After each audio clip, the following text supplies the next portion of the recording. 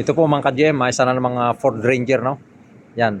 Bali ang ginawa pala natin dito, ito, pinalitan natin ng bagong turbo hose dito. Papunta sa intake manifold. Tapos papunta sa kanyang intercooler turbo, no? Yan. Ito. Yan siya. Bago na yan mga ka-GM, ito yung luma na pala natin na tinanggal ko kasi nabiyak na siya dyan, no? Kasi ano na to, bali 290,000 kilometer na yung kanyang natatakbo. So syempre, pagka luma na yung hose, pumuputok na yan. Kasi lumulutong yan eh. Yan o. Nabiyak na siya dyan. Kaya sumisipol yan pagka may biyak yung hose. Sumisipol yung tunog ng ano niya, makina, no? Kasi nga yung sa hangin, syempre lusot na yung hangin dyan.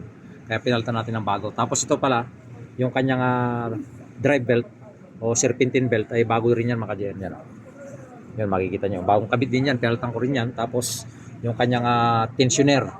Kasi maingay yung kanyang bearing. Kaya pinalitan po natin yan.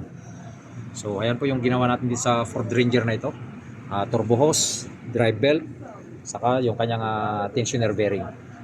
So, yan. Maraming salamat po. Like and share po yung ating mga videos mga ka-GM. Ako po yung patuloy na papasalamat sa inyo sa patuloy na suporta sa panonood ng aking mga video. Yan, maraming salamat po.